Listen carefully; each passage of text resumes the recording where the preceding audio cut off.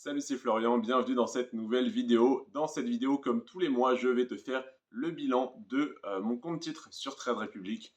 Aujourd'hui, on est à 10 103 euros de valorisation des titres, donc de valorisation des actions, et 3 455 euros en espèces. Et là, tu te dis, qu'est-ce qu'il fait? Qu'est-ce qui s'est passé? Pourquoi d'habitude il a 500 euros en espèces et là il a 3 455 euros? Je vais tout expliquer. Il faut savoir que j'ai réanalysé toutes mes actions comme je le fais en général tous les à peu près 6 à 8 mois. Et j'en ai sorti quelques-unes de mon portefeuille, j'en ai rentré d'autres.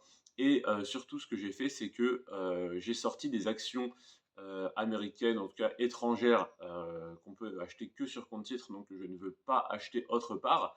Et j'ai fait rentrer des actions françaises que je pourrais détenir et que je détiens pour la plupart sur mon PEA, tout simplement pour les avoir au même endroit et tout avoir sur le compte titre parce que les frais sont beaucoup plus faibles sur Trade Republic que sur le PEA, que ça soit Boursorama ou Bourse Direct d'ailleurs parce que j'ai testé les deux.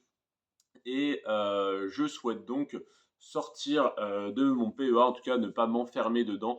Et par exemple, LVMH qui coûte 800 euros par action, si je veux la détenir sur mon PEA et je veux la détenir depuis plus de 3 ans, il faudrait que j'ai à peu près 10 000 euros sur mon PEA pour que ça ne représente que 8% de mon PEA parce qu'il faudrait acheter une action entière pour 800 euros.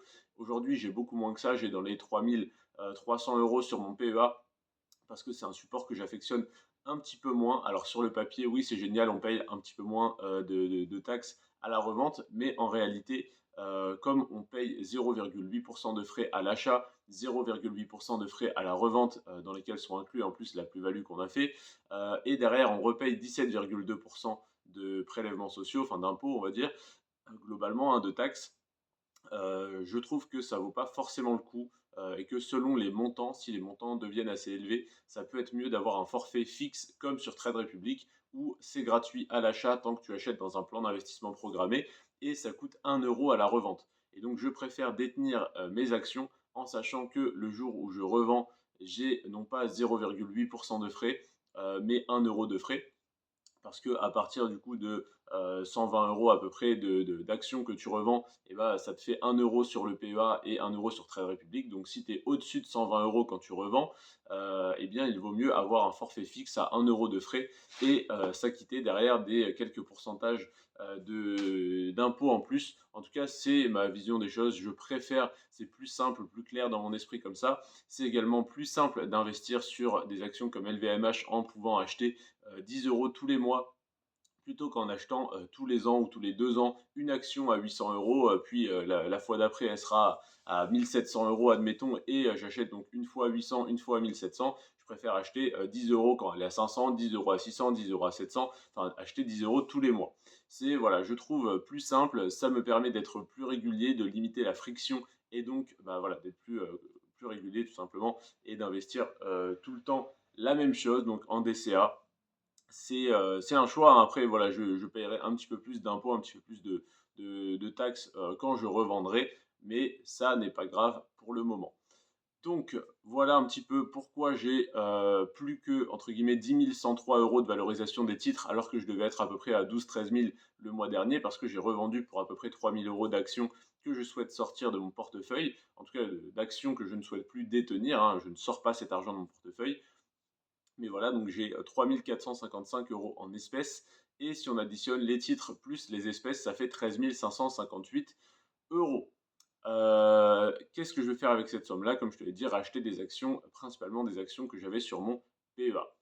Au niveau de la plus-value en euros, on est à 2082 euros de plus-value, ce qui représente 26% depuis la création de mon portefeuille. Au niveau du nom des actions que j'ai en portefeuille, je regarde juste si j'ai mis à jour la liste ou si je t'ai laissé la liste du mois dernier. Pfizer, Pepsi. Non, je ne l'ai pas mise à jour, donc je ne vais pas te dire de bêtises. Là, j'ai sous les yeux la liste des actions que j'avais jusqu'au mois dernier et j'ai modifié sur un autre fichier la liste, mais je ne l'ai pas là. Donc, j'ai tout simplement 50 actions en portefeuille. Toujours ça, ça n'a pas changé. J'avais 50 actions et 2 crypto-monnaies. J'ai 50 actions et 2 crypto-monnaies. Ça n'est simplement pas les mêmes 50 actions. Il y en a, je dirais, une dizaine peut-être qui ont changé, sûrement un peu moins qu'une dizaine, entre 5 et 10 qui ont dû changer. Je t'en parlerai donc le mois prochain, dans le bilan du mois prochain. Tu auras les noms des actions, tu auras les chiffres qui seront un petit peu plus stabilisés, disons, parce que comment dire, les plus et moins-values que j'ai récupérées, donc que j'ai en espèces, là, les 3 455 euros, seront réinvestis donc sur des actions et on pourra y voir un petit peu plus clair sur la plus-value en pourcentage, la plus-value en euros, et je pourrais te donner le nom des 50 actions et des deux crypto-monnaies. Donc les deux crypto-monnaies, tu t'en doutes, c'est le Bitcoin et l'Ethereum. Et les 50 actions, bon, il y a toujours Tesla, Microsoft, Apple, Nvidia, Alphabet, Amazon, Meta, Netflix, Coca-Cola, UPS, McDonald's, Procter & Gamble, Realty Income et plein d'autres. Mais il y en a quelques nouvelles dont je te parlerai qui seront comme LVMH, L'Oréal et compagnie. Je te remercie d'avoir regardé cette petite vidéo, tout simplement pour te dire que mon compte titre va très bien. J'ai réanalysé des actions, fait quelques petits arbitrages et si tu t'étonnes que je continue après 2 3 ans d'investissement sur le compte titre et sur le PEA d'analyser et d'arbitrer, c'est parce que tout simplement j'estime que je suis encore en phase de test avec 10 15 000 euros, c'est un petit peu aberrant, mais c'est le cas parce que plus tard, je me vois garder en fait toute mon épargne en bourse sur un compte titre. Donc, je me vois plus tard avoir 100, 200, 300 000 euros sur le compte titre. Et donc, il faut que je sois sûr de sur quelles actions je les mets. Et je ne peux pas me permettre de mettre 100 000 euros répartis sur 50 actions, donc 2 000 euros par action, et d'avoir des actions que je ne connais pas très bien ou dont je ne suis pas sûr d'avoir envie, je ne suis pas sûr d'avoir envie d'avoir en portefeuille. Donc voilà, je suis encore en phase de test entre guillemets et test qui marche plutôt bien ma foi parce que j'ai quand même une plus-value de plus de 25%. Si je dis pas de bêtises, hein, c'était 26, c'est bien ça. Oui, 26% de plus-value en 2 ans, ce qui est relativement correct. Et d'ailleurs, par rapport au mois dernier, je suis à plus 1192 euros, en partie dû à de l'argent que j'ai remis sur le compte titre et à des ventes que j'ai donc réalisées.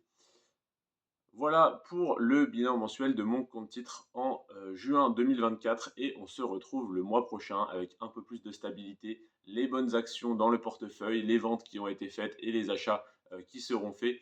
Je te remercie d'être resté jusqu'à la fin de cette vidéo. C'était Florian sur ce Prends soin de toi et de tes finances et à la semaine prochaine pour le bilan mensuel complet de mon patrimoine où je te parle de combien d'argent j'ai sur Boursorama, sur Trade Republic, Bourse Directe, Crédit Mutuel, Crédit Agricole, ma voiture, mon immobilier. Je te fais le total de tout ça et ça te donnera le patrimoine que j'ai en juin 2024. Et spoiler, pour une fois, ce patrimoine a diminué par rapport au mois précédent. Et tu comprendras pourquoi dans la vidéo de la semaine prochaine. Donc n'hésite pas à t'abonner, n'oublie pas de t'abonner. Et à vendredi prochain pour une prochaine vidéo. C'était Florian sur ce Prends soin de toi et de tes finances. Ciao.